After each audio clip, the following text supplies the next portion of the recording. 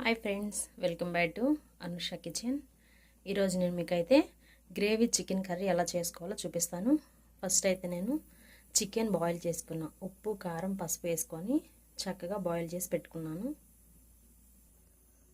వండి పెట్టుకున్నాను. ఆయిల్ వేసేసుకుందాం.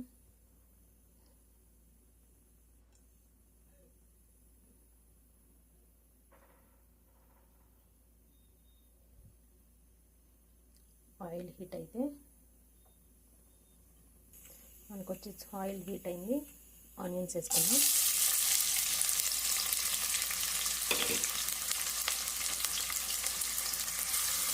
నెక్స్ట్ వచ్చేసి నేనైతే 3 పచ్చిమిరపకాయలు తీసుకున్నాను. అలా చీలికలు చేసుకున్నాను.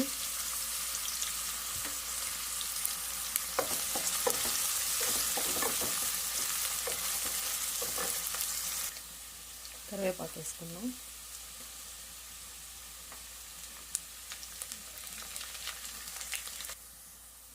చూసారా, ఆనియన్స్ గోల్డెన్ బ్రౌన్ కలర్లోకి వచ్చేస్తుంది.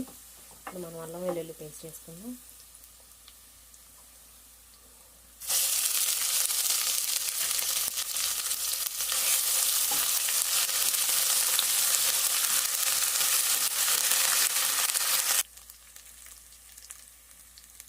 చూసారా, అల్లం వెల్లుల్లి పేస్ట్ చక్కగా ఉడుకుతుంది. అల్లం వెల్లుల్లి పేస్ట్ కూడా వేగిపోయింది. ఆయిల్ కూడా అల్లం వెల్లుల్లి పేస్ట్ నుంచి బాగా వేగిపోయి సపరేట్ అయిపోతుంది. ఇప్పుడు మనం టమాటో వేసుకుందాం.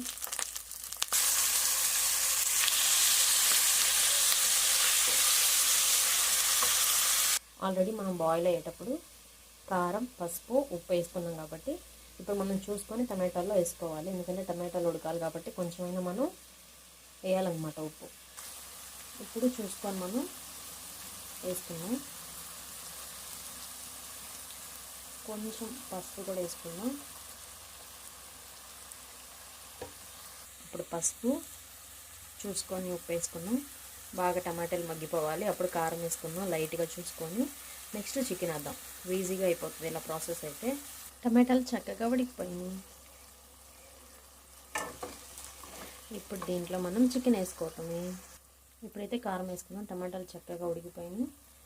మనం ఫస్ట్ పీసెస్లో చికెన్ పీసెస్లో వేసుకున్నాం కాబట్టి చూసుకొని వేసుకోండి కారం అయితే. దీంట్లో నేనైతే గరం మసాలా కానీ అట్లాంటివి నేను యూజ్ చేయట్లేదు. ఓన్లీ కారము, అల్లం వెల్లుల్లి పేస్ట్ మాత్రమే వేసాను అనమాట చికెన్ గ్రేవీ కర్రీలో.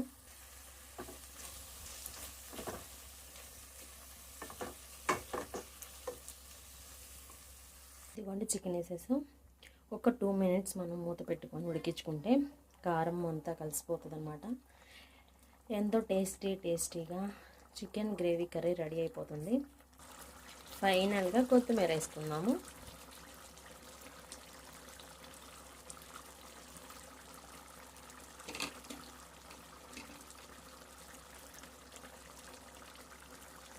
ఇది ఫ్రెండ్స్, ఈరోజైతే గ్రేవీ చికెన్ కర్రీ రెడీ.